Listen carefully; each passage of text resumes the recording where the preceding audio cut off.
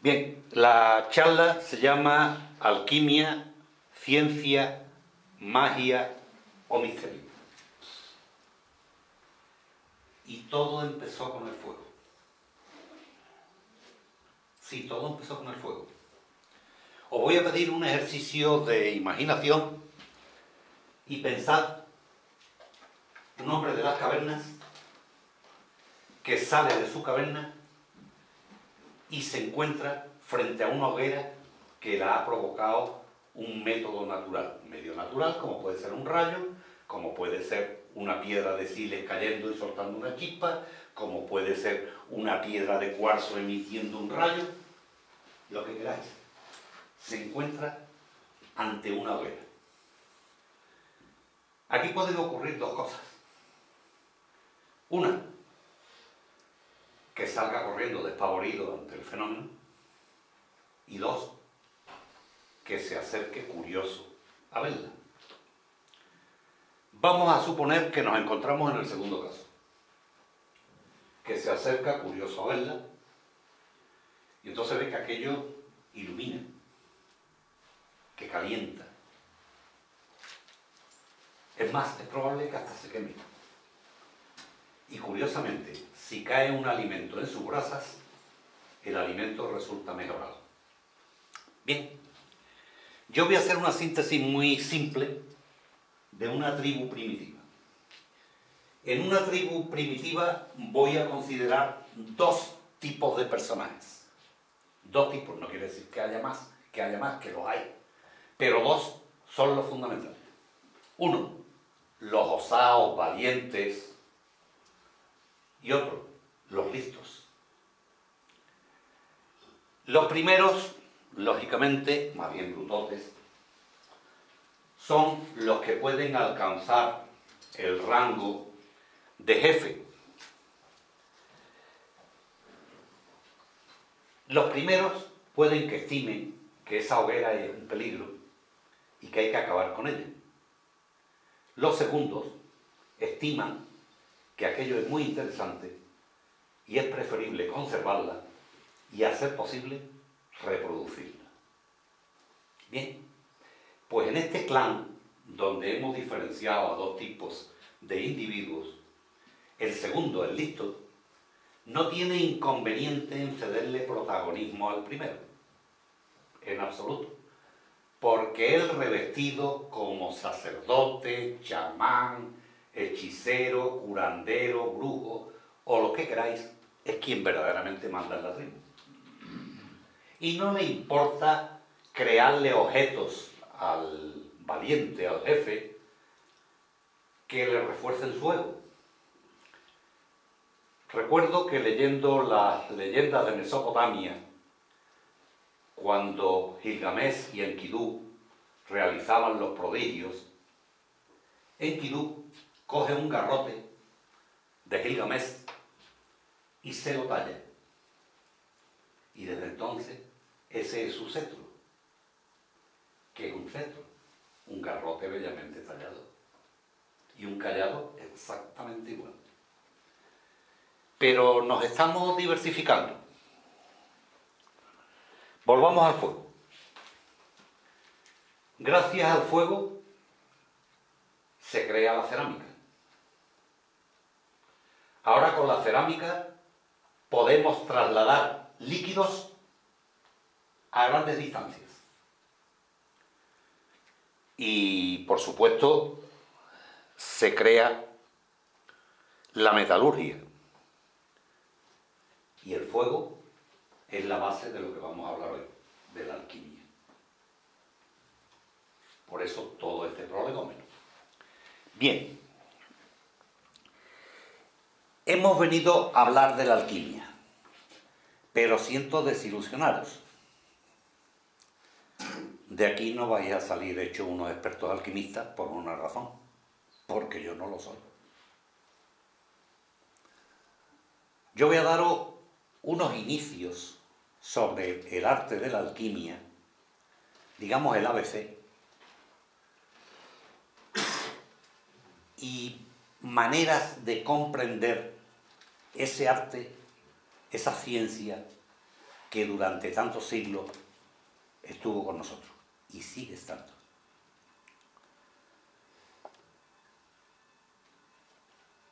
Para comprender la alquimia se necesitarían montones de jornadas y entonces yo aparecería como lo que soy, como un neófito en la materia que tiene muchísimo que aprender sobre el tema. Bien, observar es vivir. Y los listos observaron cuanto les rodeaban. Y vieron que aquello necesitaba una respuesta. Pero resulta que su falta de mentalidad científica no era capaz de darle las respuestas que ellos buscaban. Entonces, buscan las soluciones en el subconsciente y de los fantasmas de su mente encuentran unas soluciones míticas para todo aquello que no son capaces de resolver. Desde entonces, en el Paleolítico, donde hay una gran efervescencia cultural, relacionan las tormentas, la caza, la pesca con determinados hechos mitológicos o mágicos. Y esto lo engloban dentro de una serie de ritos con los que pretenden dominar todo aquello que no son capaces de encontrar una explicación para ellos. Hay un momento en que se confunde magia y alquimia y magia y conocimiento. La magia, pese a ser considerada una superchería desde un punto de vista científico, sigue siendo la base de montones de personas que se mueven con la magia. Pensemos la cantidad de personas que se mueven a base de un horóscopo y de brujería, para que vamos a hablar. Con determinados ritos se pretende dominar, os dije antes, se pretende dominar aquello que no tenía una explicación. Y en esos ritos nos lo encontramos hoy en día. Si nos vamos a Huelva, yo que soy oriundo de Huelva, en el Alhorno, un pueblecito que está al lado de Tarsis, donde había minas de oro, se baila el 23 de junio, el 24, el día de San Juan, se baila el fandango parado. El fandango parado es lo menos parecido a algo parado. Se dan unos saltos enormes, parece aquello un ritual bélico más que otra cosa. Pero se baila alrededor de algo invisible que está en el suelo. Yo que soy de natural imaginativo, no hay quien me quite que aquello que se está bailando es alrededor de una posible pepita de oro, de las que se encontraron allí, porque el fandango es antiquísimo. ¿Y qué vamos a decir del Corpus? El Corpus es una fiesta totalmente pagana, donde se hace una semblanza de la naturaleza, donde en algunos pueblos sale la tarasca, donde se disfrazan con hojas y con elementos de la naturaleza. Disfraces nada de bonito, pero muy del pueblo. Bien, los egipcios no son menos, ya que creían en la ciencia a pie juntillas.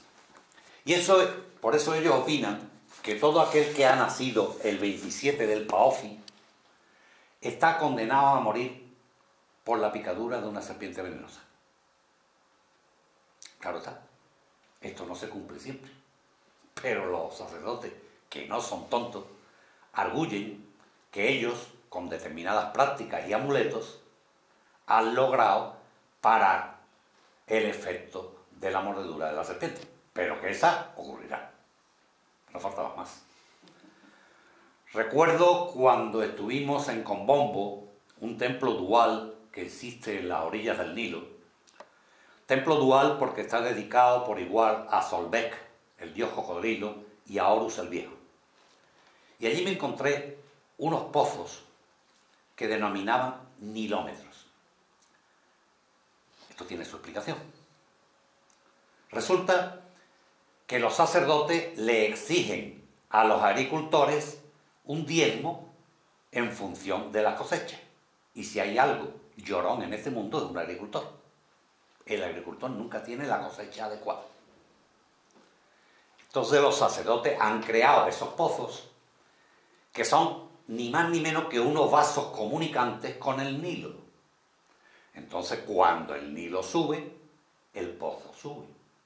Y cuando el sacerdote le decía al agricultor, paga, decía el agricultor, has tenido mala cosecha. ¿Qué has tenido mala cosecha? Este año el nilómetro ha subido tantos metros y el Nilo ha llegado a tu tierra, a pagar. Lo que demuestra que entre calé y calé no cabe la buena altura. Está más claro. Para engañar a un estafador, otro estafador. Bien. Si la alquimia interesó a los egipcios, curiosamente también interesa en el otro extremo del planeta, en el Asia del Este. Recordemos que en el año 5000 antes de Cristo se descubre el oro. Es fácil, es un metal noble. Cuando hemos estudiado decían, ligan menos que los gases nobles, ligan menos que los metales nobles. Efectivamente, los elementos nobles no suelen darse combinados en la naturaleza, se encuentran solos.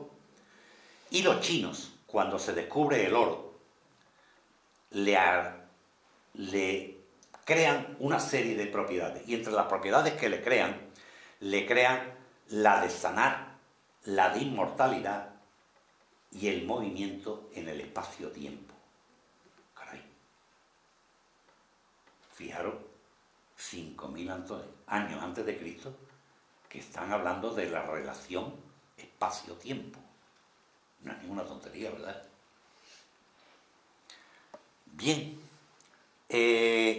Se crea una mezcla con el oro y la plata que se llama electrum. Es una sustancia parecida al ámbar.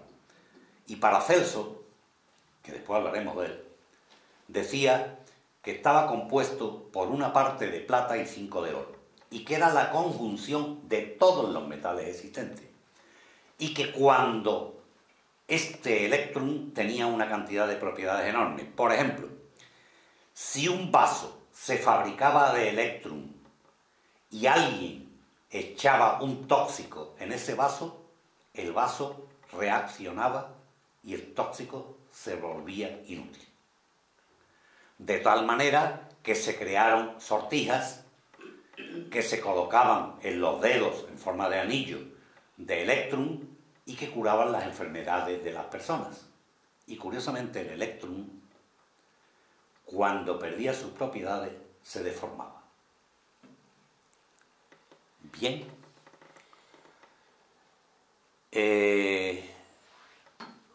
Posteriormente se obtiene el cobre. El que lo descubre, para mí, es un genio.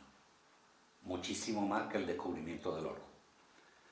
Porque el cobre, que se da en la naturaleza en forma de óxido, la manera de obtener cobre puro sería con una hoguera. Y una hoguera en aquellas condiciones no creo que superase los 600 grados de temperatura. Ya es un mérito. 4000 años antes de Cristo se descubre el bronce. Y 1200 antes de Cristo el metal. Nos encontramos en la edad de los metales. Bien. A los guerreros se les reverencia y se les teme por igual. Voy a contaros la leyenda de Vulcano o Hefaistos. Zeus, el padre de los dioses, se casa con Hera. En términos latinos, Júpiter lo haría con Juno. Entonces tienen un hijo que es Hephaistos, en latín Vulcano. Hera o Juno, cuando lo ve, lo encuentra tan feo que lo arroja a las profundidades de la tierra. Posiblemente por la caída, Vulcano o Hephaistos queda cojo y desde entonces se dedica a fabricar las armas de los dioses. Bueno, pues os voy a contar un cotilleo. Resulta que Vulcano o Hephaistos se casa con Venus o Afrodita, la reina del amor. Y resulta que Afrodita lo ve tan feo, cojo y encima manchado, que tiene una aventura con Ares o Marte, el dios de la guerra, el más atlético de él. Creo que en las revistas del corazón de la época el tema fue muy comentado. Pero en fin, nosotros estamos con la alquimia. Hemos dicho que... por cierto, se me olvidaba. En el flamenco reverencia a los guerreros en forma de martinetes. Y los instrumentos que se tocan en el martinete son el sonido del yunque y la fragua. No hay otro sonido. Y el flamenco, con su cultura ancestral, ya reverencia a los guerreros. Bien, la religión acaba con la magia, pero se apoya en ella. Pero como sabe que es un enemigo muy peligroso, persigue a los magos y los condena.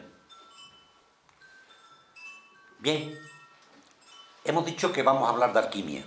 Entonces vamos a recordar... ¿Para ustedes, doña Esperanza? No sé qué usted recordar. La palabra alquimia, los primeros inicios que se tienen de ella es la palabra chemia. Esta palabra chemia significa misterio. Después le sigue la palabra chemen. Cheme, acentuado en la primera E. La palabra cheme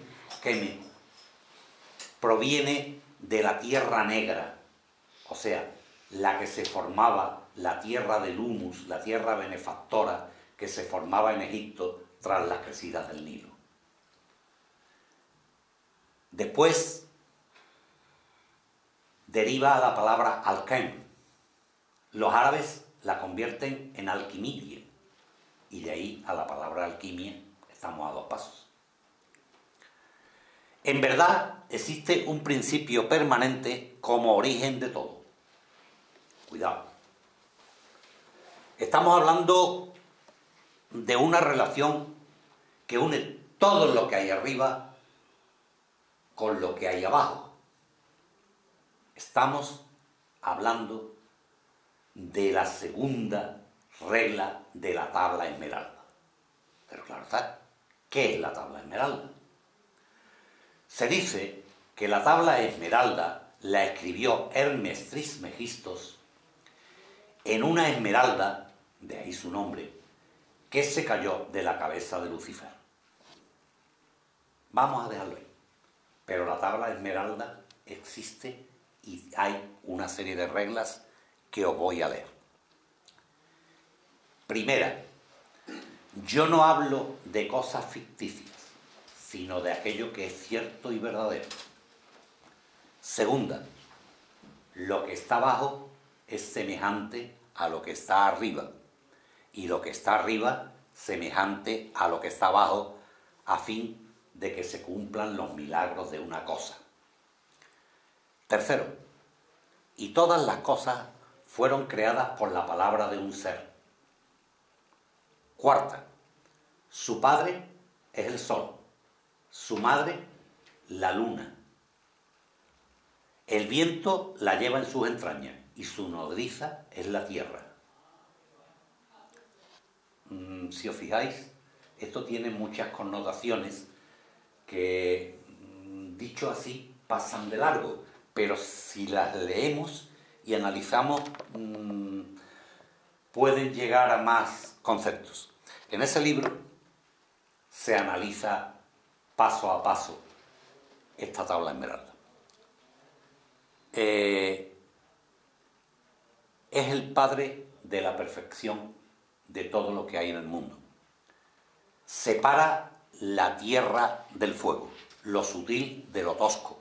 Actúa con prudencia y discernimiento. Esto lo veremos repetido después varias veces. Actúa con prudencia y discernimiento. Asciende, cuidado con esta es importantísima. Asciende con la máxima sagacidad de la tierra al cielo. Y luego otra vez desciende a la tierra y une en un conjunto los poderes de las cosas superiores e inferiores. Así obtendrás la gloria de todo el mundo y la oscuridad volará lejos de ti. Después vamos a incidir en esto. 9. Tiene más fortaleza que la propia fuerza, pues conquista todas las cosas sutiles y puede penetrar en cuanto es sólido. 10. Así se creó el mundo. 11. De aquí surgieron las maravillas que hoy se hallan establecidas. 12. Yo soy, pues, el llamado Hermes Trismegistos, porque te poseo las 3 partes de la filosofía del mundo. Y la 13 suena un poco a broma, porque dice, y lo que tenía que decir concerniente a la operación del sol está ya dicho. Es un poco de broma. Bueno, hemos hablado de la Dalma Esmeralda y hemos hablado de Hermes Trismegistos. Pero ¿quién es Hermes Trismegistos? Hermes Trismegistos es el dios pájaro de los egipcios, de nombre impronunciable, no pedimos menos.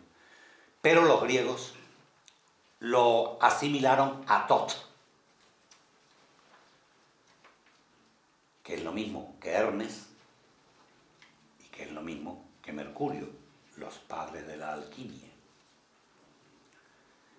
Y aquí tenemos una cosa importante, pero lo voy a contar después, cuando veamos la imagen de Hermes Trismegistos. Me voy a retrasar un poco. Se cuenta que Anubis, el dios pesador de alma, y el dios chacal,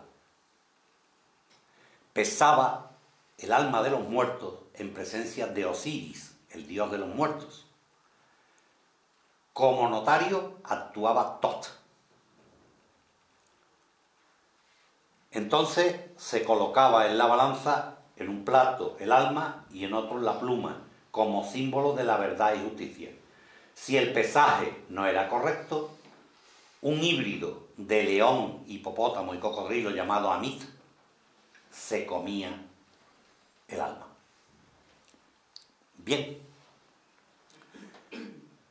En Egipto, a los que tienen amplios conocimientos se los deifica, pero también se deifica a los héroes. Eso ocurre en todas las religiones. Y en Egipto además hacen otra cosa. Deifican a aquellos animales que le producen terror. Por ejemplo, Anubis, el dios chacal. Solbek, el dios cocodrilo. O sea, con idea de aplacar esos poderes maléficos. Bien. Nosotros hoy en día hacemos prácticamente igual. De hecho, habréis visto que nosotros elevamos a un pedestal a la gente que no merece la pena. Ahí tenemos esa serie de populares, porque Voltaire decía que la popularidad es la fama en calderilla, que no tiene nada que ver la popularidad con la fama, y tantos otros cosas. Pero bueno, no vamos a entrar en esto. Volvemos a la alquimia. Sósimo de Panápolis crea en Alejandría una escuela hermética. Bueno, una escuela hermética. La palabra hermética significa algo cerrado, ¿no? ¿Y qué hay más cerrado que un huevo? Fijaros que vamos a ir dando saltitos para meternos en los símbolos de la alquimia. A partir de ahora, cuando en alquimia veamos un huevo, quiere decir que es algo hermético, algo cerrado. Y ese cigoto, ese huevo, engendrará lo que tenga que engendrar. Vamos a ir viendo ya algunas letras que nos van a servir para crear palabras después. Bien, el mismo Zósimo de Panápolis crea un tratado sobre los hornos, fijaros, otra vez el fuego. Y su contemporánea, María la Judía, crea el baño del mismo nombre, o sea, el baño de María, tan conocido por todos. Vamos a ver ahora una representación de los elementos con los planetas. El oro es el sol, la luna es la plata, Venus es el cobre, Júpiter el estaño, Mercurio es el azogue, o sea, el mercurio, Marte el hierro y Saturno el plomo. Sigamos. Llegamos a los siglos 6 y 4 a.C. En ellos Tales de Mileto aparece y dice que lo más importante en este mundo es el agua. Nosotros podríamos decir lo mismo. Abundamos en la misma idea. Él expone una serie de razonamientos para demostrar lo que dice. Entonces, iguala el agua a las gotas de lluvia. Anaxímenes proclama que lo más importante es el aire. Sin el aire es imposible la vida. Y lo relaciona con lo gaseoso y con el dios Eolo. Heráclito de Éfeso dice que lo más importante es el fuego y lo relaciona con la incandescencia. Mientras que Empedocles de Agrigento opina que lo más importante es la tierra, a la que iguala con los sólidos. Agua, aire, tierra y fuego. La teoría de los 4 elementos. Conocida por todos los que estamos aquí. Pero no obstante, me he permitido realizar un esquemático dibujo de los 4 elementos que, si al ordenador le da la real gana, nos lo sacará. Y parece ser que sí. Aunque lento. Mientras se abre, es que estaba acordándome de la mezcla esa de plata y oro. El Electrum. El Electrum. Digo que de ahí vendrá la costumbre de que dice, si metes una cuchara de plata o algo de plata en la seta, te dice si son venenosas porque se estropean o algo así. Pues es probable. Digo, Es probable. Todo viene de cosas muy antiguas. Es probable. No te digo que no. ¿Qué quieres que te diga? Esto está...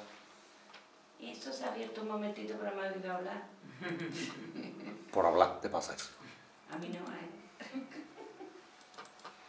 Bueno, alguien que sepa de ordenadores, a ver si es capaz de abrir esto, hombre.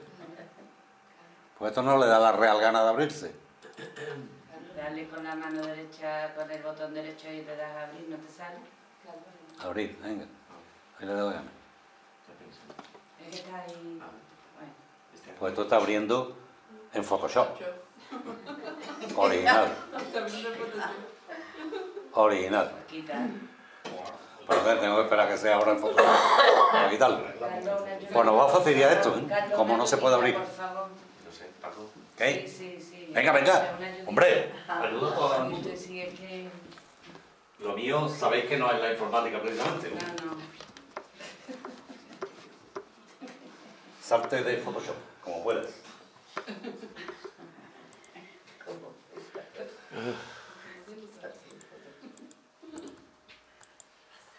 Vete directamente a borrar. Tendrás que abrirlo. Sí, tendré que abrirlo. Y después cuando lo abras, lo quitamos. Aunque si lo abrimos... Ay, mira, ya viene. ¡Ay! Venga, Uy. venga, dale. Ese se va a abrir otra vez en Photoshop. Sí. ¿No? Vale, ¿Por qué entiendo. no le da la imagen derecha? Le damos OK, ¿vale? Ahí mismo. Bueno, de momento este lo vamos a explicar así. Venga. Bueno, esto no es lo que tenía que salir. Tenía que salir sin estar en Photoshop. Bueno, igual, pero nosotros no... Le puedes dar con... Aquí tienes para zoom si quieres, simplemente dar... Bueno, ¿lo veis todos? Sí, sí. Fijaros bien. Fuego, contrario de agua. Tierra, contrario de aire. Entre el fuego y el aire está lo caliente.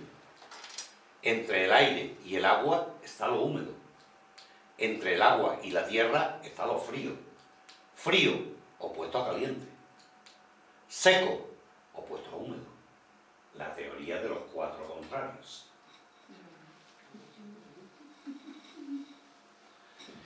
En esto, ¿qué?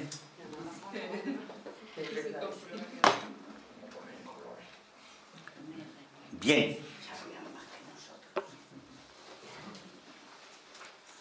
Leucipo y Demócrito de Abdera, allá por el siglo XV, siglo V, hablan de la discontinuidad de la materia.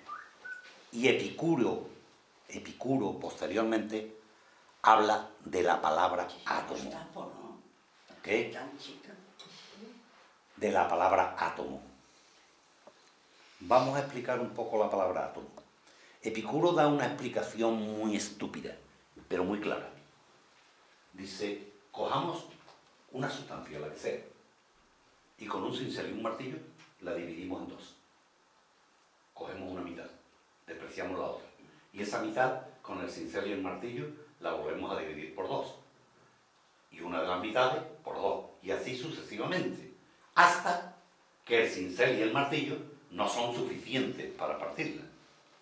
Entonces, Epicuro seguía dividiéndola con su mente.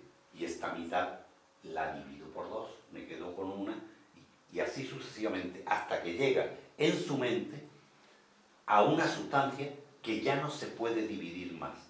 Y a esa sustancia la llama átomo. Tomos, parte.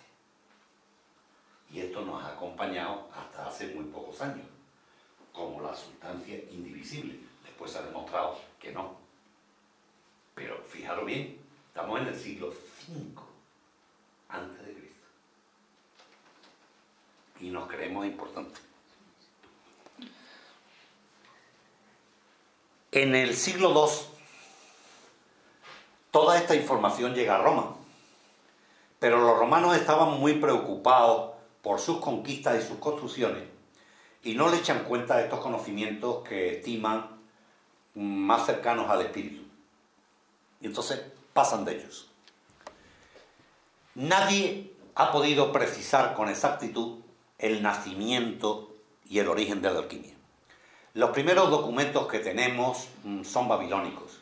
Quizás el primer libro sobre alquimia es el Papyrus Ebers, que es un documento de 13 metros de longitud, un rollo de 13 metros de longitud, que tenía una serie de remedios. Entonces habla de un remedio dulce contra la muerte, mezclar media cebolla con espuma de cerveza. Evitar que los ratones nos coman la ropa, untar la ropa con grasa de gato. Bueno, esto nos puede resultar un poco insulso, pero lo que no cabe duda es que se están buscando los primeros remedios. Cuidado, en China, en la misma época, Wei Po Yang habla ya de la píldora de la inmortalidad. Después hablaremos de ella. Metidos en la Edad Media, en la Edad Tenebrosa, los años que van desde el 400 al 1000, donde hay una ausencia de ciencia total, hay que destacar los pocos que huyen de esa falta de ciencia. Y podemos hablar de dos que tuvieron mucha importancia aquí en Sevilla. Isidoro de Sevilla que escribió sobre el origen de las cosas, y el monje Gilberto de Aurillac, que llegó a papa como Silvestre II, que introdujo una máquina parlante, una cabeza parlante, que respondía sí o no a todas las preguntas que se le hacían. Estamos hablando de una máquina binaria, la base de nuestros actuales ordenadores. Este papa se libró por los pelos de que lo declarasen hereje, pero después de su muerte destruyeron todos sus escritos. Así se escribe la historia. En el siglo VII, los árabes traen los conocimientos aprendidos en Egipto que previamente habían pasado por Bizancio, así como las ideas filosóficas helénicas alejandrinas, todas basadas en las teorías de Hermes Trismegistos. Pero ya no estamos hablando muchas veces de Hermes Trismegistos. Entonces, tenemos que llegar a él.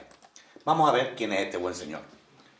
Este buen señor hemos dicho que es el Tot griego, el dios pájaro egipcio, el Hermes helénico,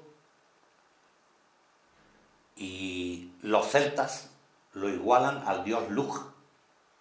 Los latinos lo igualan a Mercurio. De hecho, vemos a Mercurio representado en todos los temas mercantiles. No en vano, Mercurio fue el dios del comercio, el dios gitano, mi dios predilecto, el mensajero de los dioses. Los musulmanes, juntamente con el mazdeísmo, lo igualan a Mazda. Y en Marruecos lo igualan a Idris. Los cristianos no podíamos ser menos y lo igualamos al arcángel San Miguel. En fin, vamos a ver si ahora tenemos suerte. No, es que eso, me disculpa un momento, Carlos, es que tienes abiertas todas las imágenes en el Photoshop. En el Photoshop. Tú Quizás podrías... sea, pues vamos a salirnos de ahí. Apárate, magnífico. Vamos a ver. Disculpa. Sí, hombre, magnífico, yo te agradezco. Si en vez de abrirlo aquí, lo minimizas en tu Y pantalla. empiezan ahí, No, bueno. al revés, la chica. Ahí. Y ahora te metes en el explorador y buscas Este equipo, y ahí tu, qué tu bueno, tío. carpeta. Te voy a regalar. Ahí va. Te voy a poner un piso, Carlos. Vale. Que tenga jardín.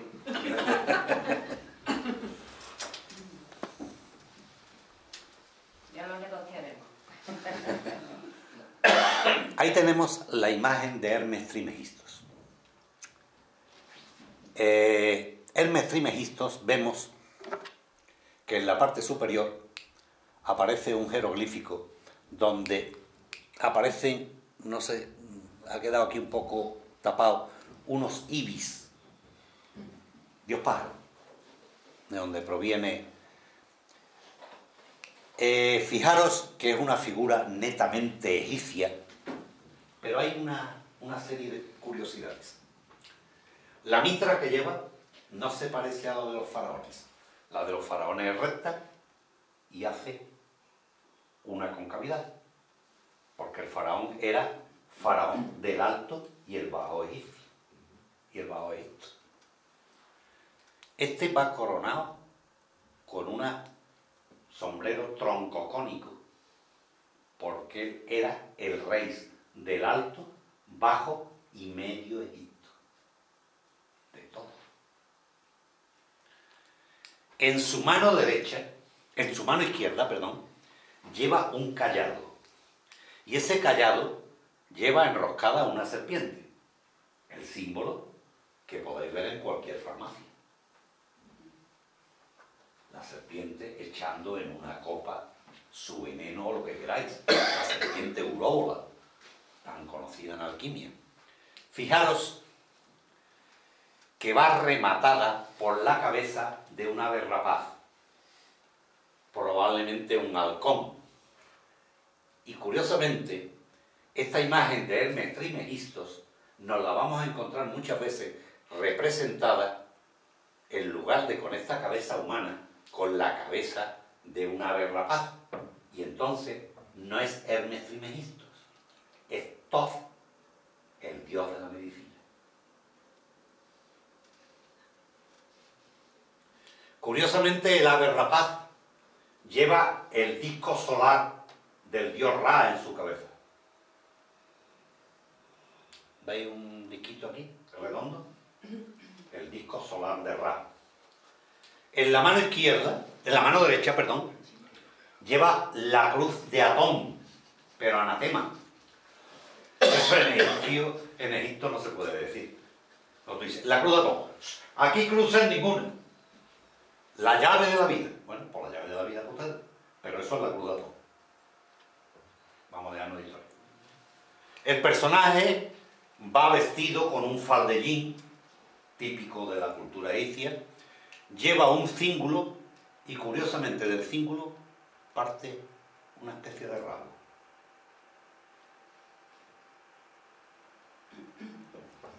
Lo dejamos.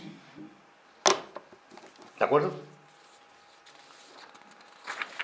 La alquimia práctica murió con la llegada del raciocinio cartesiano, pero no ocurre igual con la alquimia filosófica, la parte espiritual de la alquimia que buscaba el oro como manera de la transmutación interior del ser humano. La alquimia comenzó a transmitirse entre los iniciados y empiezan a trabajar con sus primeros fundamentos. En Egipto se descubre el vidrio y los esmaltes y hacen unas magníficas falsificaciones de los metales nobles, los muy tunantes. Bueno, pues si esto... Aquí, Carlito... Ah, no, aquí está. Ya.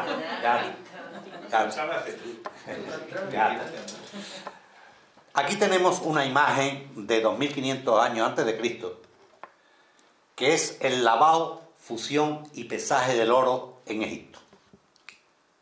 Ahí podéis ver la imagen que hemos visto en tantas películas del oeste del tío con la batea buscando las pepitas de oro. Aquí está ocurriendo lo mismo, pero esta vez un capataz los está controlando, porque las pepitas de oro son muy golosas. Aquí este señor no toca la flauta, está soplando sobre el fuego para avivar el fuego que calienta el crisol. Y aquí se está pesando el producto de todo eso. Estamos hablando de 2500 años antes de Cristo. Los alquimistas, ya vamos entrando, trabajan con tres elementos fundamentales.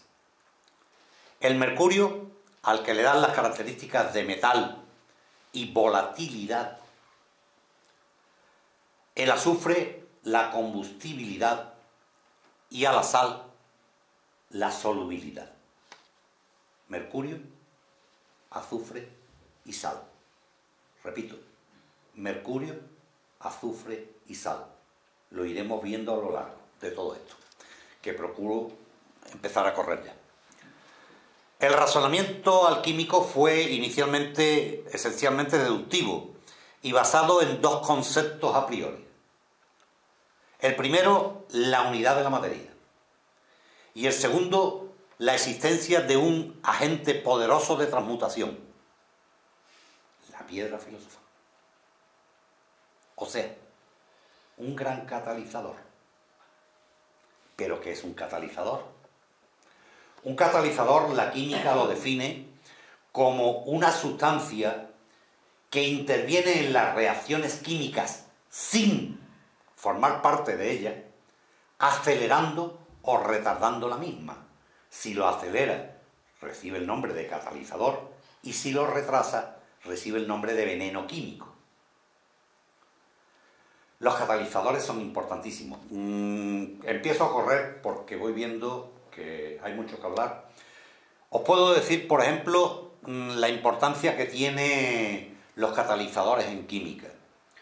En la Primera Guerra Mundial, las fuerzas del eje, las fuerzas de lo que serán después Alemania, los aliados le hacen un cerco y evitan que entren sales nitrogenadas con la cual podrían fabricar explosivos. Y cuando han conseguido el bloqueo están satisfechos pensando que la guerra es cuestión de días, porque se han quedado sin explosivos. Sin embargo, la zona alemana, el Imperio Austrohúngaro, reacciona y con bombardeos fortísimos. ¿De dónde narices habían sacado los explosivos? Pues los explosivos los había sacado un físico-químico alemán conocido por Haber y había hecho una reacción estúpida. No tenemos aquí una pizarra, pero es estúpida la reacción. La reacción era una molécula de nitrógeno y 3 de hidrógeno para producir 2 moléculas de amoníaco. La reacción es reversible. Entonces, es una cosa que está tirada. ¿Cómo no se le había ocurrido a nadie? Se le había ocurrido a todo el mundo. Pero esa reacción es tan importante que cualquier libro de química normal tiene un capítulo dedicado a ella, a la síntesis de Haber. Porque la reacción no basta mezclar nitrógeno e hidrógeno. Hay que mezclarlo en condiciones de presión, temperatura adecuadas y con los catalizadores adecuados. La piedra filosofal. En este caso. Comienzan a realizar transmutaciones y reacciones químicas. Y de ahí la gran obra, o sea, la piedra filosofal.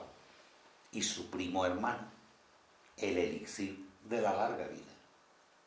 Porque son primos hermanos. Porque ellos opinan que todos los metales se han creado bajo la conjunción del Sol y la Luna. Los que se han creado bajo la conjunción del Sol son oro y los que se han creado bajo la conjunción de la Luna son plata. Entonces, todos aquellos que no son ni oro ni plata es porque tienen una enfermedad. Y la enfermedad hay que quitársela con la piedra filosofal. Lo mismo que hay que quitar las enfermedades del cuerpo humano con el elixir de la larga vida. Igual, son primos hermanos. Los alquimistas, los que se ha acusado de materialismo, tratan de convertir el plomo en oro, por citar una transmutación, pero no de cualquier manera. Mediante destilaciones y coagulaciones se pretendía aislar el espíritu puro de la materia. El espíritu primigenio que permitió a Dios crear el mundo. Y como Dios creó el mundo y creó el hombre, el alquimista piensa en crear un homúnculo. Y para ello se basa de uñas y pelos. Caray, hoy las clonaciones parten de una misma base, no iban tan descaminados. Os voy a contar una cosa muy curiosa. En el siglo XVI, el barrio de Józefov, en Praga, donde vivían los judíos, estaba amenazado por los cristianos. Entonces un rabino, Jesús Alop, se va una noche a la orilla del Moldava y con el barro del Moldava crea una figura que llama golem. Golem en judío significa materia. Pronuncia la palabra Zen, que es Dios, y le da vida. Y le coloca en su boca un trozo, una lámina de piedra con una serie de taladros. El golem es una figura terrorífica que defiende a los judíos en el barrio de Józefov. Pero he aquí que un sábado por la noche al rabino Low se le olvida quitar la lámina de piedra que tenía el golem en la boca, que se la quitaba todas las noches. Entonces el golem se vuelve loco y comienza a hacer atrocidades. Finalmente, Jesús Alou logra arrebatarle la lámina de piedra lo destruye y lo entierra en una sinagoga. Es una leyenda. Pero da la casualidad que ese golem funciona con una lámina de piedra taladrada. ¿Cómo funcionaban nuestros primeros ordenadores? Con tarjetas perforadas. Caramba. Yo las leyendas suelo echarle bastante cuenta. Porque es que resulta que para que surja una leyenda ha tenido que ocurrir algo que la cree. Las leyendas no surgen por las buenas. Las leyendas surgen porque algo ha surgido y alguien ha visto algo que le ha supuesto tal otro algo. Pero las leyendas para mí tienen una base importantísima. Bien, entre estas destilaciones y coagulaciones, el alquimista tiene mucho tiempo para pensar. Tener en cuenta que está realizando mecánicamente una purificación una y otra vez. Y eso se vuelve casi mecánico. Y a medida que él está purificando la sustancia empleada, se está purificando él. Recordemos una frase alquímica por naturaleza. Ora, leye, leye, leye, releye, labora et invenias. Traduzcamos. Ora, pide, piensa, medita, leye, lee, lee, lee, relee, trabaja y encontrarás. En muchos monasterios, del Cister sobre todo, vemos ora et labora. Pues esto ya era alquímico. Ora, leye, leye, leye, releye, labora et invenias. Sigamos. El principio de la alquimia se estriba en dos conceptos fundamentales: solve y coagula. El primero se trataría de un análisis que separaría las sustancias. Y el segundo, todo lo contrario, unirlas.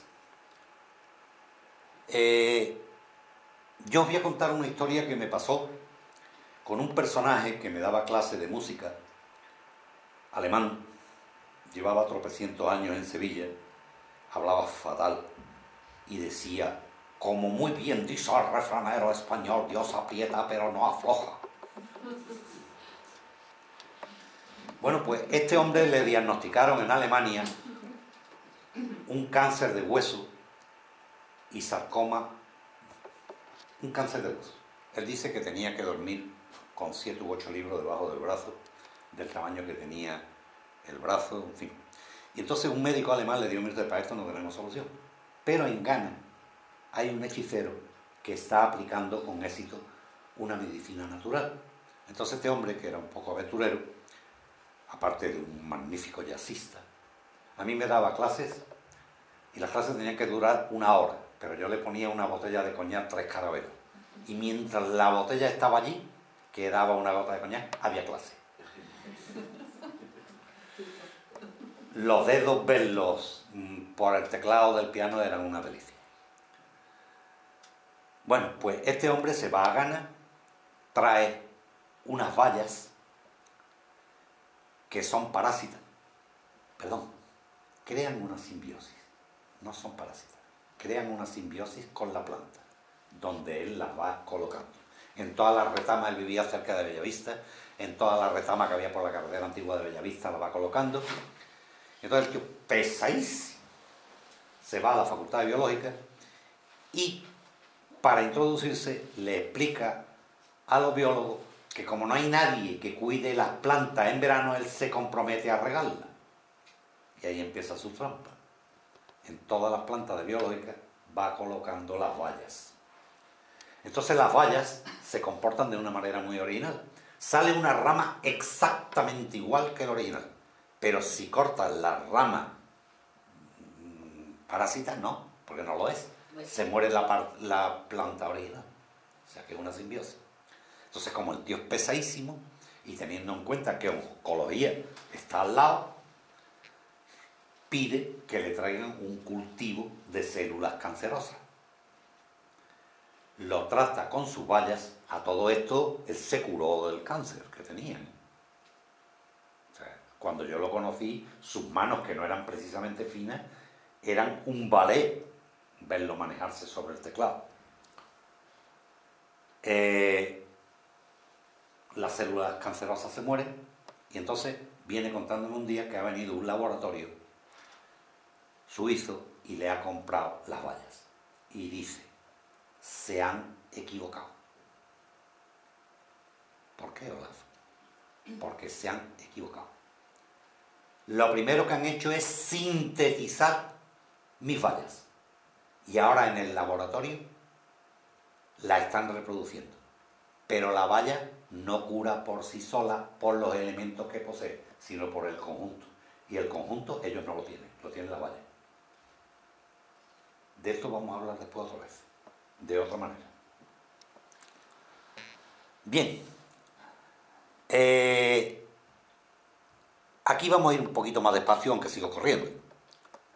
A los alquimistas les ha surgido un enemigo poderosísimo. Este enemigo poderosísimo es la incultura. ¿Perdón? La incultura. Y entre estos incultos se encuentra la iglesia oficial. Claro, todos aquellos que son incapaces de comprender lo que realizan otros más sabios, automáticamente es muy fácil, lo consideran brujos. Por eso se ocultan y por eso realizan sus prácticas en secreto. Cualquiera de nosotros que acudiese a un pueblo primitivo y encendiera un cigarrillo con un mechero, o nos hacen dioses o brujos, o nos matan. No quiero decir nada si utilizamos una pistola para matar algo. Alguien diría que lanzamos rayos. Pensad en un momento. Os voy a poner dos ejemplos. Un señor en una azotea ve que por la noche su vecino sale, iba a decir con un traje raro, un traje normal y corriente, de la época, del medievo. Y a la luz de la luna pone una sustancia y la pone al fuego y le añade unos polvos que el vecino de enfrente puede opinar que son uñas de gato, dientes de dragón, etcétera, etcétera, etcétera. Reza unas oraciones y en aquel instante aquello explota. El vecino de enfrente dice, brujo, ha subido de noche, a la luz de la luna. Tenía un líquido y le ha echado uñas de dragón, dientes de sapo, lo que quiera. Y ha rezado unas invocaciones. Y con esas invocaciones ha acudido Satán en medio de un estruendo. Y puerta. Vamos a traducirlo. Ese hombre ha subido a la azotea, a la luz de la luna, porque la luna es la única lámpara natural de luz polarizada que existe. O sea, que emite luz en un solo plano. Tiene una sustancia pura y le ha echado una impura. Se ha producido una catálisis química y ha rezado. Pero oiga, mi madre, la tuya, ¿no rezaba 2 salves para pasar un huevo por agua? ¿Y qué era? ¿Invocar a los espíritus o una medida del tiempo? Simplemente una medida del tiempo. Eso es lo que hace el alquimista. Cuando aquella sustancia pura en medio del fuego, con el catalizador de la luz polarizada, se le echa una sustancia impura, se produce una reacción exotérmica y explota. Y el imbécil de al lado ha visto todo lo que hemos hecho. En Praga, junto al barrio de Josefov, decían que veían aparecer demonios ardiendo. de las calles. Pues los demonios ardiendo, nosotros, mi mujer y yo, hemos tenido la suerte de estar allí. El sitio se llama Speculum Alchimiae. Es una antigua farmacia que fue laboratorio alquimista. Porque los reyes de Praga eran muy aficionados a la alquimia, por cuanto lo que les podía reportar de beneficio. Y los mimaban. Entonces, vamos a pensar lo que eran. Esta gente trabajaba en el sótano, nosotros hemos estado en ese sótano, el sótano es una divinidad. Esta gente estaban trabajando con sustancias muy volátiles, el mercurio es muy volátil. Estaban trabajando con fuego, estaban trabajando, después lo veremos, con alcohol, con el agua vite. Una chispa los podía hacer que salieran ardiendo. Y por los recovecos que tenían para que saliesen los gases, que son muy venenosos, salían ellos ardiendo. ¿Qué es lo que veían sus vecinos? Un demonio ardiendo. Mire usted. La incultura, ese gran monstruo que tanto daño ha hecho a la ciencia. Sigamos. Os voy a dar ahora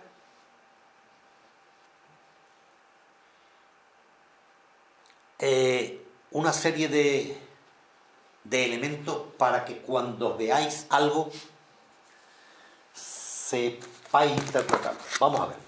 Para un iniciado, un dragón que se muerde la cola es la unidad. Un pájaro que inicia el vuelo o un ángel es la sublimación. Un pájaro que toma tierra es la precipitación. Un toro o un león representa la tierra. Un águila es el aire y también la volatización. Un baño es la purificación de los metales. Una ballena es el agua. Un dragón o una salamandra es el fuego. El cuervo indica lo negro, la putrefacción. El cuadrado indica los 4 elementos que hemos visto antes. El lobo es el antimonio, por decir algunos. Cuando la historia calla, las piedras hablan. Y las leyendas. Cuando entramos en una catedral, sobre todo las góticas, y vemos esa luz tamizada tan bonita que nos entra a través de esas vidrieras, en esas vidrieras hay escrita una obra alquímica excelente. Recordad que de los 4 evangelistas que admiten la Iglesia, todos tenían un animal como símbolo. Están representados. En la iglesia de la Catedral de Sevilla, donde se movía mucho dinero cuando se estuvo haciendo la iglesia, recordad que el cabildo dijo: hagamos una iglesia tal que los que vinieren con posterioridad nos tomaren por locos. Aquí había muchísimo dinero y aquí llegaron los mejores con mucha diferencia.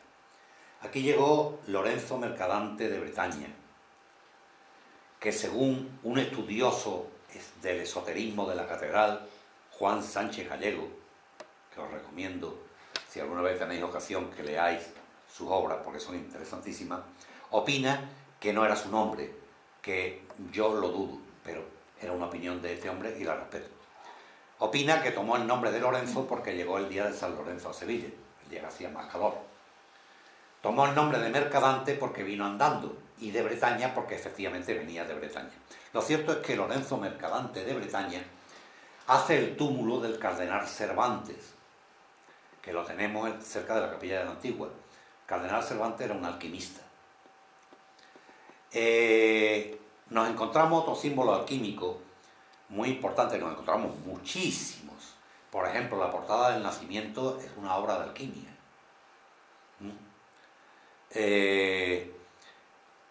El San Cristóbal monumental que está al lado del cenotafio de Colón es de los pocos San Cristóbal que va caminando del este al oeste,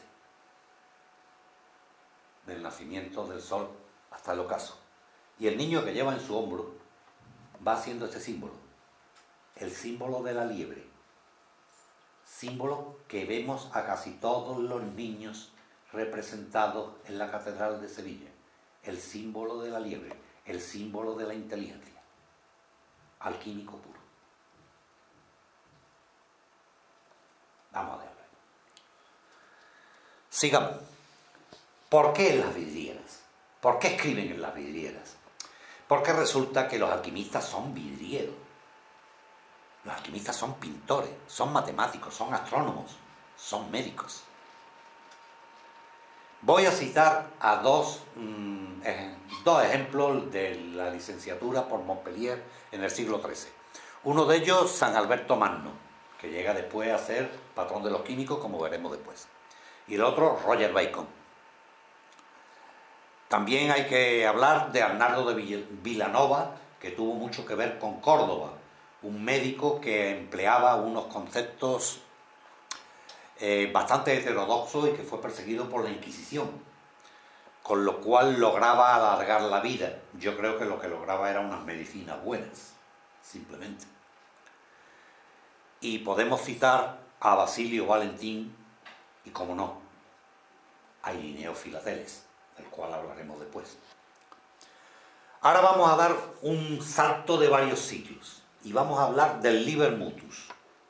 El Liber Mutus es el libro mudo, el libro en el cual se ha hecho una representación de cómo obtener la piedra filosofal sin escritura. Para hacer esta charla me he metido en el Liber Mutus. Yo soy incapaz de interpretarlo, he tenido que recurrir a muchísimos autores, de los cuales he sacado distintas versiones. Y por cierto, la plancha novena y la plancha 12 me ha costado la misma vida hasta que descubrí la trampa que tenía. Ahora la veremos. Vamos a ver. Este Liber Mutus se imprimió por primera vez en el siglo XVII y dice que tenía un autor, Almis, que indiscutiblemente es un seudónimo. Almis no existe. Bien. Esta es la primera plancha del Liber Mutus.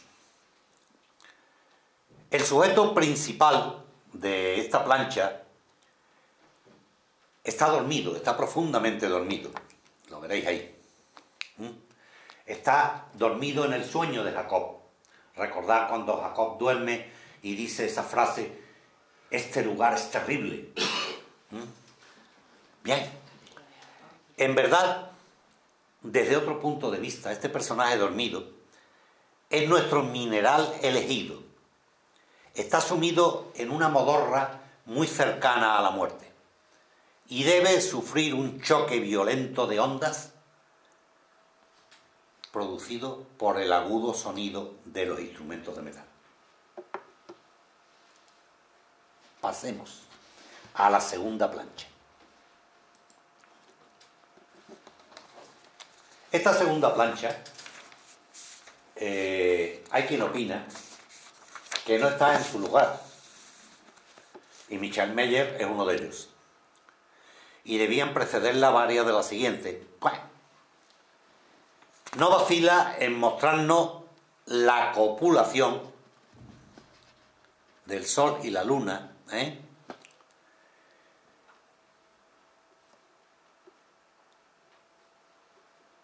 de los sabios en el agua pura de una caverna, siendo concebido el bebé filosofal, Invalneix occiputur. Las representaciones son complicadas. Abajo tenemos el atanor típico. ¿Qué es El atanor no es ni más ni menos que un horno especial de alquimia que tiene unos orificios para soltar los gases, que son estos. En medio se coloca el crisol, el fuego va aquí, el atanor es el conjunto. Vamos a la tercera imagen, o la tercera plancha. La tercera plancha, Zeus, el soberano de los dioses, se sienta en lo más alto y bajo él una forma circular presenta los campos concéntricos sobre la inmensidad de las ondas. Esta santa y verdadera ciencia se encuentra en las tinieblas nocturnas para aquel que no ve de día y está en la oscuridad espesa para aquel que de noche no ve la luna.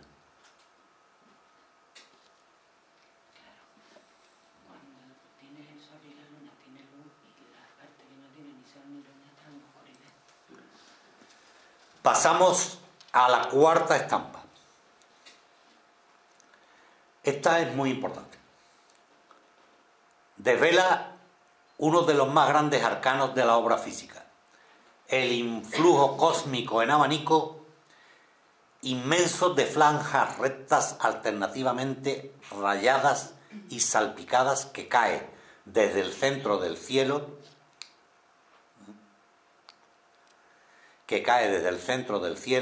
de un punto situado entre el sol y la luna. Fijaros que van siempre lo mismo. Sin el concurso del cielo, el trabajo del hombre es inútil. No se injertan los árboles, ni se siembran las semillas en cualquier época. Necesitan una época específica. Por eso la obra filosofal es llamada la agricultura celeste. Pasemos. Estamos en la plancha quinta. Nos adentramos en el taller o laboratorio actual, donde reconocemos a los dos recolectores de rocío que vierten su provisión desde el gran plato al crisol. Si os fijáis, yo veo mejor aquí, y lo voy a mirar aquí y os lo... Si os fijáis, están vertiendo, aquí están realizando el llenado del atanor, aquí están midiendo las cantidades y aquí nos encontramos con un atanor en pleno funcionamiento del que existen unas figuras extrañas que creo que fueron los futuros alambiques. Pero cuidado, es una opinión mía.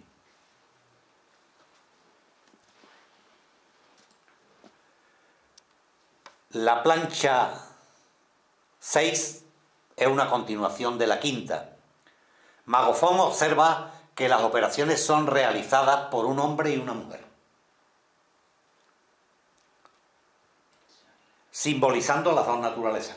Pero si os fijáis, van cambiando de vestimenta.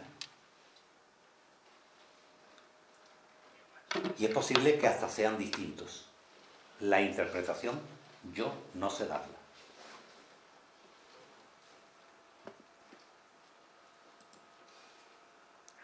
La 7 representa la unión de dos destilaciones. Y aquí haremos una salvedad.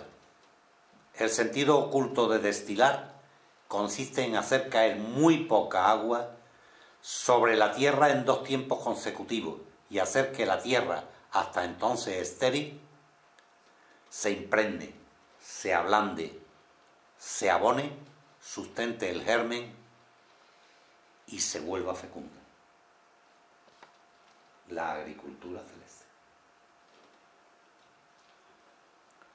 No es fácil de interpretar.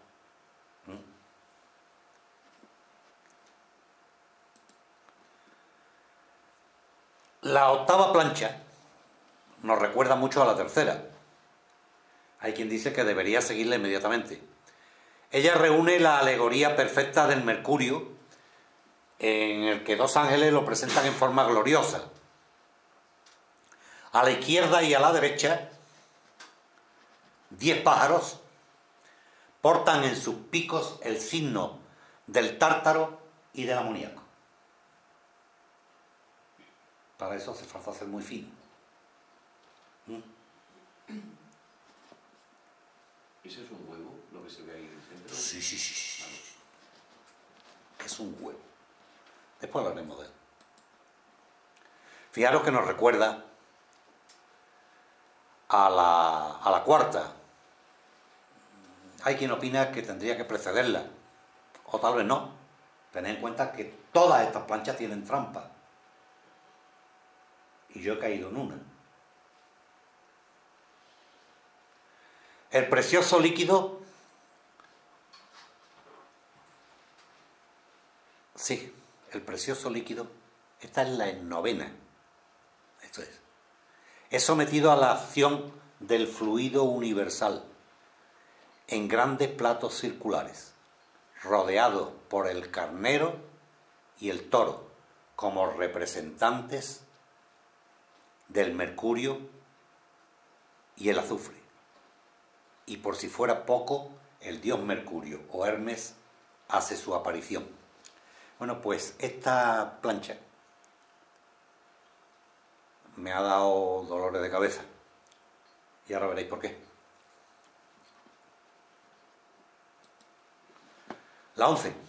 La 10, perdón. Nos detallan las proporciones perfectas a través de los pesos correctos. ¿Pero cuáles son estos pesos correctos? La estampa 11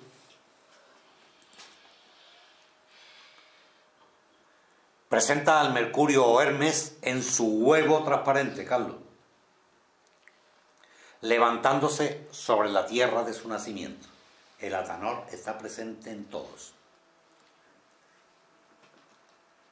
Y la imagen 12, si os fijáis, es lo mismo que la 9. Y aquí me volví loco, porque yo decía, me la han colado, porque el Liber Mutus he tardado mucho tiempo en conseguirlo. Bueno, pues no. Al principio he hablado de una parte de la plancha 12 y ahora habla de la segunda parte. Una pareja de alquimistas, habiendo llenado su voluminoso frasco, más rico aún después del último tratamiento, se lo entrega al dios Mercurio. La escena 13.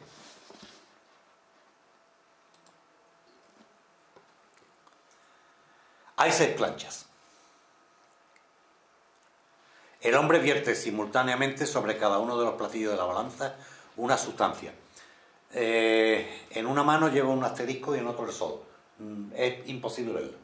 Se necesita una lupa para aumentarlo. Es esta mano. Y eso tiene un significado alquímico que yo tampoco sé interpretar. La plancha 14. En ella 3 hornos superiores corresponden a otros tantos laborantes abajo. Al fondo, un disco provisto de mango representa la discreción de los alquimistas en forma de espejo. Después veremos por qué. Y la plancha 15, la última, nos recuerda muchísimo a la primera, porque los trabajos de Hércules o del alquimista han finalizado y el héroe, un poco fatigado, descansa. Fijaros que empezaba con un sueño profundo del metal y termina con un sueño profundo del héroe. ¿Me explico? Bueno, habéis visto lo que es el Liber Mutus. Complicadillo, ¿no? Pero bueno, lo viene a representar como la obra alquímica entera, ¿no? Es que es la obra alquímica entera. Perdona, es que se me ha quedado eso. Perdona, no. Paco, la vida es una alquimia completa. ¿Cómo te diré? ¿O no? Sí. ¿Quién has dicho que hizo o estas 15 placas en este libro? Almis es un seudónimo. Y no tiene texto ninguno? ¿Qué? ¿No tiene texto? Ninguno. Ni la fórmula magistral de la Nada. alquimia. Libro mudo. Libro mudo. Y, Por eso mudo. ¿Y dónde dice que fue descubierto? ¿Por quién? ¿O- Esto se edita en el siglo XVII. Acabo de dar un salto importante, cualitativo, en el tiempo. Sí, ¿en qué país? No lo sé. Por la figura... Bueno, estamos hablando de figuras muy típicas de la época. Anteriormente hemos dicho que los alquimistas abarcaban la mayoría de la ciencia existente. Y para ello hay que comprender que hoy cualquiera de nosotros que se iniciara en pintura, pues va a la tienda de manualidades del barrio o a la tienda de bellas artes y dice, quiero la pintura de tal color, y te la dan. En el medievo no ocurría eso. En el medievo había que fabricarse la pintura, cada uno, con pigmentos. Y no debían ser malos, porque ahí están. Recuerdo que tuve un amigo, magnífico pintor él, y mejor persona, que me dijo un día, Paco, quiero que me proporciones sulfato de cobalto. Ricardo, no es fácil obtener sulfato de cobalto, pero en fin, teníamos un vendedor de productos químicos en Sevilla, en la calle San Isidoro, hoy está en Fray Isidoro de Sevilla, que es Torrecillas, y le conseguí sulfato de cobalto.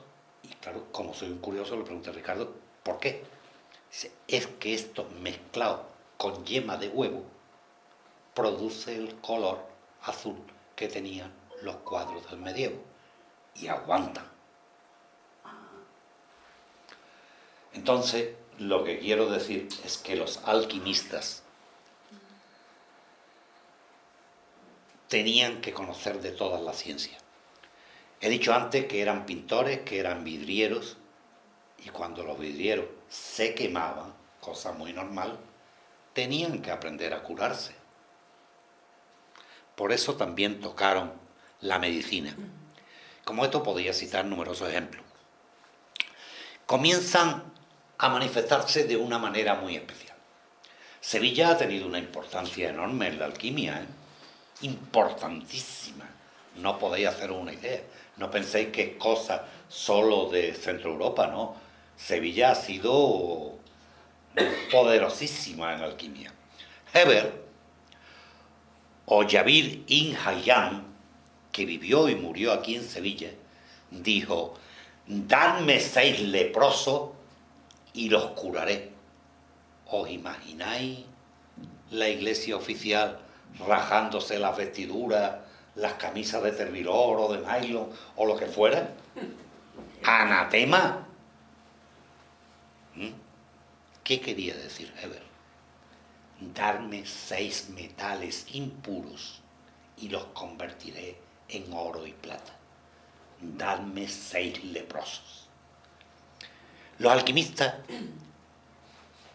se complacen en utilizar paradojas y eran muy dados en emitir afirmaciones contradictorias que se han calificado de ambivalentes. Ellos dicen que la piedra filosofal era muy difícil de obtener y cada vez se encontraba, y que además se encontraba al alcance de cualquiera. Por eso Chalet le pregunta al sabio Morieno, ¿dónde está la piedra filosofal? Y el sabio Morieno le contesta, está en ti, en tu interior, y solo tú serás capaz de sacarla al exterior. Y añadió con posterioridad, pero es algo tan repugnante que posiblemente cuando la tengas en tus manos la alejes de ti con asco. Bueno, fijaros, el Mare Magnum, llevamos casi 1 hora, ¿no? No, más. ¿Es que? Tranquilo. Llevamos 1 hora y media. Pues tengo que correr. Empiezo a correr. Bueno, os voy a leer una frase de Irineo Filateles para que veáis cómo se expresa la alquimia. Dice que se han formado 4 partes de nuestro dragón ígneo, que en su vientre esconde el acero mágico. 9 partes de nuestro imán amianto amante, mezclados juntos por medio del ardiente vulcano en forma de agua mineral sobre la que flotará una espuma que se rechazará. Separar la cáscara y escoger el núcleo. Púrgala en 3 ocasiones, repetidas por el fuego y la sal, lo que se hará fácilmente si Saturno ha visto su imagen en el espejo de Marte. Toma ya. ¿Me está dando la receta? Está clarísimo. En ese libro viene explicado la fórmula de la piedra filosofal de Ireneo Filateles.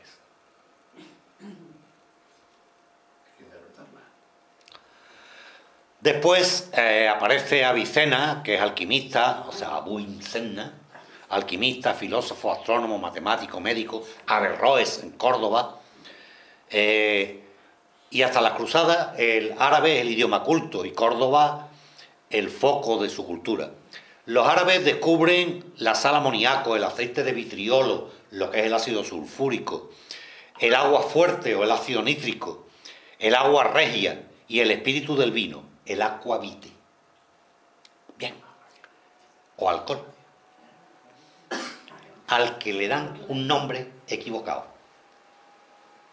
Lo extraen de una palabra que es el cojón, que es una sustancia que se utiliza de maquillaje, sobre todo sobre los ojos de las mujeres.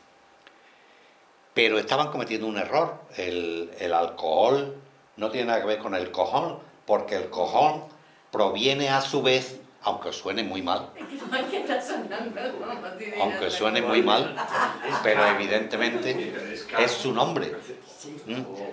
Esta sustancia de nombre raro y tortuoso, resulta que era una sustancia que se aplicaba en las damas egipcias en los ojos, que era la estibimina, el sulfuro de antimonio, la base de todos los maquillajes posteriores, aunque las damas egipcias se lo ponían para evitar que le entrase en sus pestañas el polvo del desierto.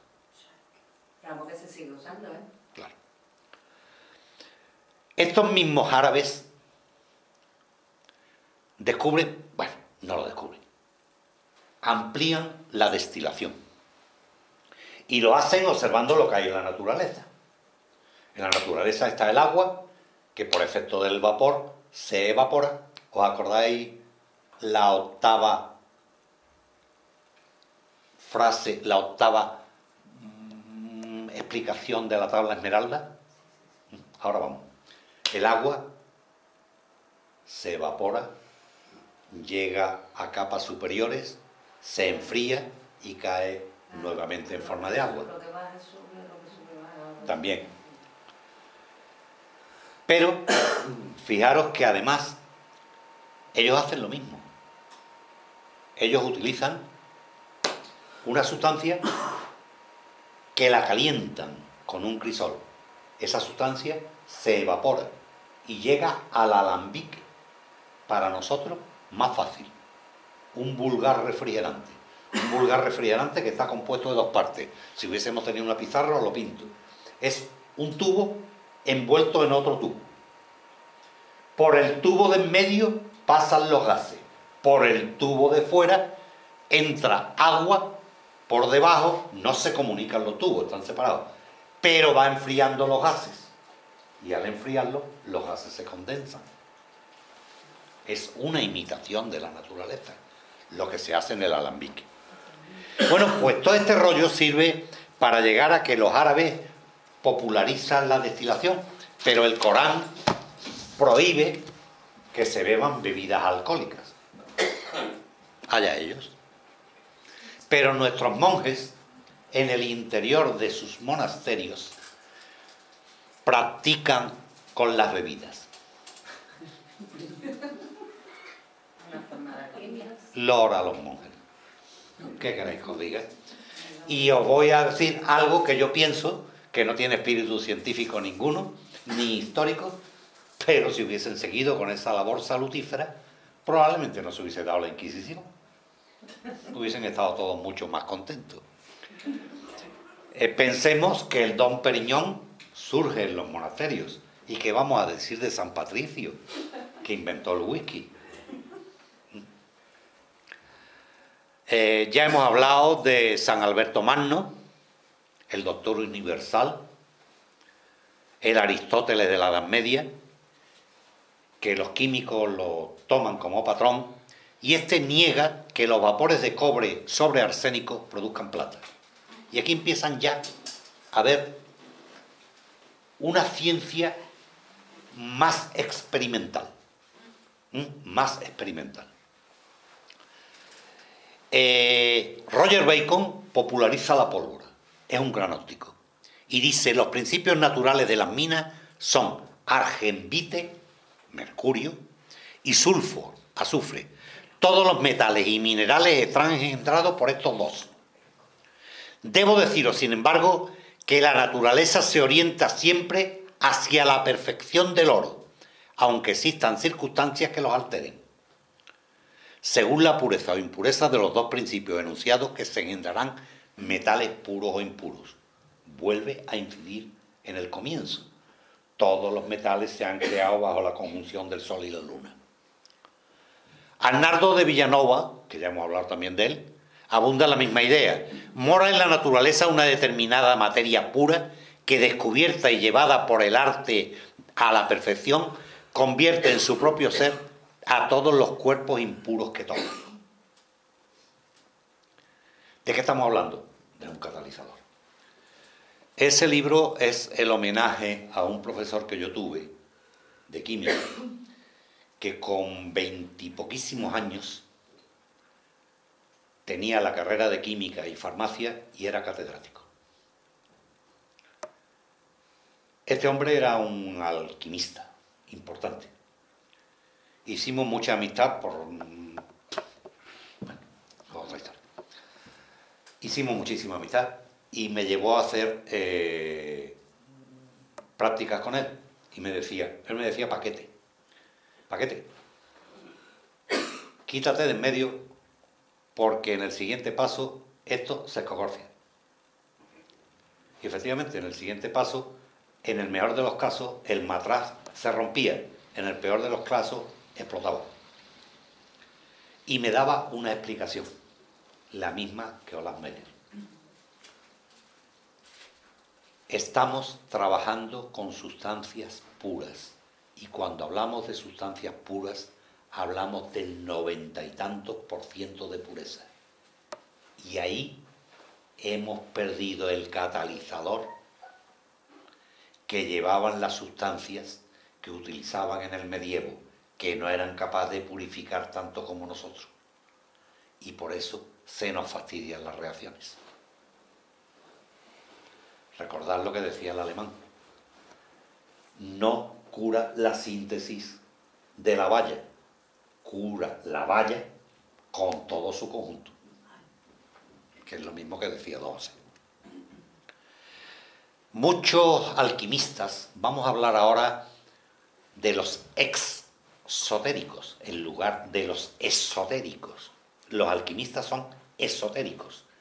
Los exotéricos son los falsos alquimistas, los vendedores de coches usados, los carboneros. Entre estos carboneros hay uno que en las películas de Harry Potter lo elogian muchísimo, Nicolas Flamel. Nicolas Flamel no era alquimista ni la Biblia en pasta. Nicolas Flamel era un carota como la copa de un pino que hizo el camino de Santiago y la fortuna que manejó le provenía de su mujer, no de las obras alquímicas que hacía. Bueno, si leí algo de Nicolas Flamel, os cabreáis incluso. Bien. Pero hay otros que son serios. Por ejemplo, San Vicente de Paul. En el siglo XVII, San Vicente de Paul cae en manos de musulmanes y su única misión consistía en tener encendidos 12 hornos diariamente, en los cuales su amo producía las prácticas alquímicas, mientras le explicaba a él las obras alquímicas. San Vicente de Paul indiscutiblemente manejó muchísimo dinero que repartió entre los pobres. Veamos, en el mar hay disueltos 9 millones de toneladas de oro, 180 veces más que todo el oro que se ha conseguido hasta ahora. Bueno, ya sabéis lo que tenéis que hacer este verano. Con una media, a poner al nietecito, a quien sea. Voy dando saltos enormes porque quiero llegar a la hora y no quiero aburriros más. Voy citando personajes y anécdotas, pero para entender la alquimia hay que penetrar en sus arcanos. Nunca será real lo que veáis. Nunca. Ya habéis visto ahí las interpretaciones tan extrañas que le dan otros más inteligentes que yo. Pero si hay algo que se repite una y otra vez, es la cópula. Para ello se utiliza la unión de un hombre y una mujer, que son conceptos alquímicos. Por eso me he permitido poneros una serie de planchas muy bellas en los que se ven los... ¿Esto por qué no me quita esto de aquí? Fijaros esta plancha. Esta es la génesis de la retorta. En ella, el oro y el león, el oro o el león, es purificado por su incorporación del antimonio, el lobo. La transmutación se opera por la disolución de azufre filosofal, que no es el azufre ordinario, es un azufre que se había tratado previamente. Lo mismo que el mercurio que entra en la gran obra no es el mercurio ordinario, es el mercurio filosofal. Abajo tenemos un hornillo o atanor y después la retorta en la que el azufre se combina con el mercurio. Bien. El mercurio filosofal se compone de los elementos volátiles. Fijaros que en estas dos el pájaro inicia el vuelo y en estas dos el pájaro viene hacia abajo. Los elementos volátiles salidos del mercurio, el azogue, y de elementos sólidos derivados del azufre, mientras el pájaro representa el espíritu mercurial que alienta la obra. La corrupción o putrefacción es el estado en que los 4 elementos se disocian y el alma abandona el cuerpo. El pájaro volando hacia el suelo indica que el residuo corporal debe ser repetidamente rociado con el producto de la destilación. Vamos a ver el martirio de los metales. Voy muy rápido. Voy ahí a tu máquina. El hijo y los criados le piden al padre que les dé poder sobre el reino, sobre el oro. El hijo, que es el azogue, mata al padre y recoge su sangre.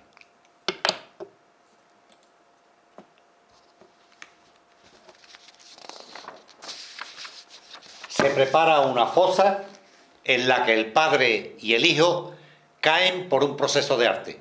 El hijo quiere escaparse, pero hay un tercer personaje que se lo impide, es el alambique. ¿Otra receta? ¿Qué? Es otra receta. Otra receta. En la fosa ocurre la putrefacción en ceniza o en un baño muy caliente. Después aparece la sal, mientras los huesos son retirados de la fosa. Está el martirio de los metales. Tras la disolución de la materia, se cuece hasta ponerse negra. Se humedece con agua vite y se cuece hasta blanquearla mientras un ángel arroja los huesos, que es la sal, en tierra blanca. Los siervos piden la resurrección del rey y los ángeles traen los huesos, uno a uno hasta fijarlos en tierra. Pasamos a otra.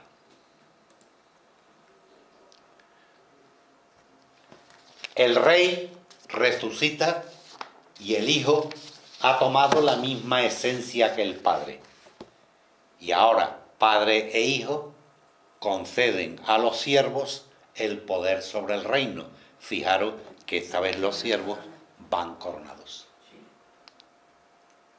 ¿Qué imaginación tenía para escribir la receta de 30? La solución. Aquí vemos dos personajes, hombre y mujer, coronados ambos, que están iniciando un ligue, un romance. Los dos quieren copular, o sea que lo tienen fácil.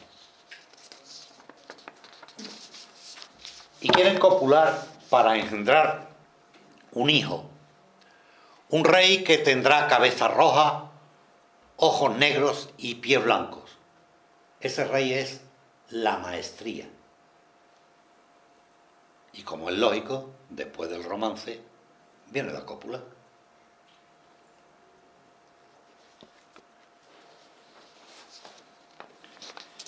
Invierte la naturaleza de los 4 elementos y encontrarás lo que buscas. Pero invertir la naturaleza significa convertir por nuestra maestría los cadáveres en espíritu. Y empiezo a correr. En el Renacimiento los alquimistas usan la flor de lis para definir que han conseguido la piedra filosofal y la unen a sus blasones. Entonces, y sólo entonces, estaban capacitados para destruir sus apuntes. Por eso nos quedan tan pocos.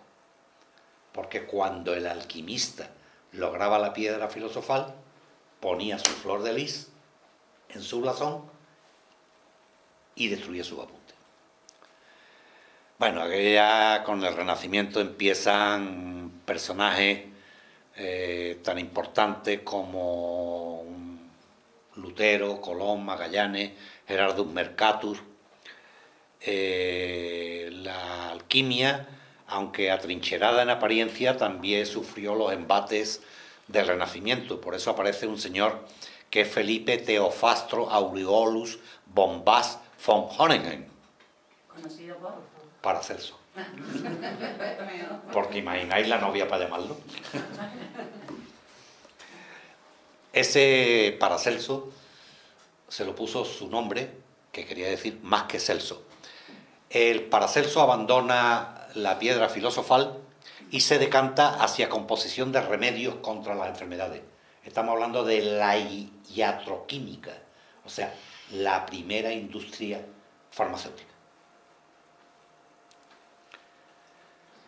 Se opone a los Galeno, se opone a Galeno, a Avicena, en fin. Sin embargo, él tiene un tratado que es muy bueno, yo lo tengo, que es la botánica oculta o las plantas mágicas, y da una serie de tratamientos excelentes. Lo podéis conseguir ese libro en edición facímil y es una delicia. Perdona, ¿cómo has dicho? Botánica oculta o plantas mágicas, de Paracelso. Le exigen personajes tan enigmáticos como Basilio Valentín, que habla de los oligoelementos. Narices, no es poca cosa. Y empiezan los primeros estudios experimentales. Aparece Robert Boyle, aquí empiezo a correr. A caballo entre el siglo XVII y XVIII aparece la teoría del flogisto. Pero es una anécdota y me la voy a saltar. En el siglo XIX todavía se habla, sabéis que existe la química inorgánica y la química orgánica. La química inorgánica es la de materias inorgánicas, como su nombre indica, y la química orgánica aquella que proviene del carbono. El carbono, por su situación en la tabla periódica, en la cuarta fila de la tabla periódica, tiene posibilidades de combinarse con los elementos de la derecha y con los elementos de la izquierda. Es un cúmulo de encontrar sustancias con el carbono. La química orgánica, mientras que en química inorgánica habrá unos 200.000 compuestos con mucha suerte, en química orgánica puede haber millones, y los que quedan. Entonces, en el siglo XIX, que fue un siglo nefasto para la ciencia, todavía se sigue diciendo que la química orgánica necesitaba de fuerza vital para ser química orgánica. Esto se lo carga Boehler. Boehler se lo carga porque crea la urea, o sea, la diamida del ácido carbónico, por síntesis en su laboratorio. Y si era urea, la ha obtenido por síntesis. Luego se ha fastidiado lo de la fuerza vital. Y empiezo a correr ya como un fiero. Os amenazo, bueno, os voy a aliviar ya voy a terminar.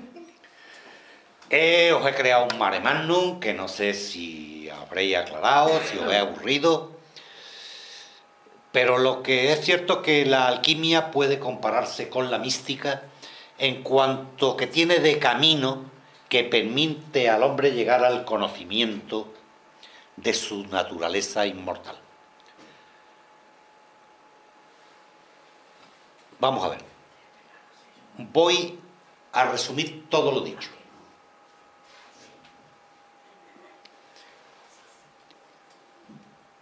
Partimos de la base que todos los metales se han creado bajo la conjunción del Sol y la Luna. Por tanto, son oro o plata. Aquellos que no lo son porque tienen una enfermedad.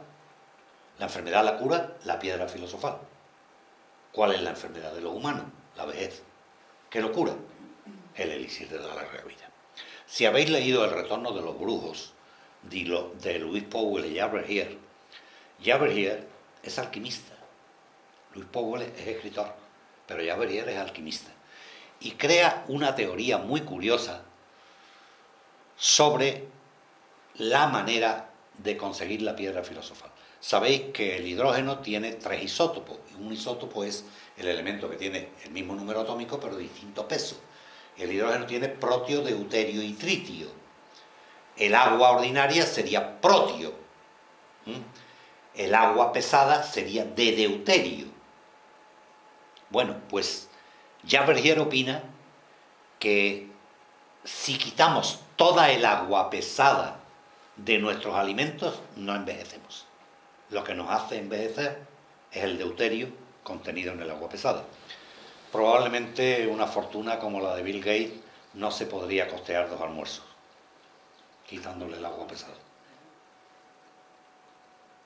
O sea que no nos hagamos ilusiones.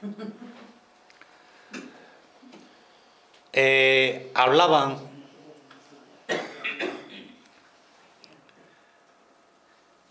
o sea, cuando conseguían la piedra filosofal, no tenemos noticia de que ninguno utilizara esta riqueza con malos fines, todo lo contrario. Hablaban un lenguaje difícil de entender porque no querían que los entendieran aquellos que iban buscando solamente la riqueza. Pero se da una paradoja muy curiosa. Todos aquellos relacionados con la alquimia han tenido una larga vida y un buen vivir económico. Una larga vida y un buen vivir. Y voy a terminar contando una anécdota.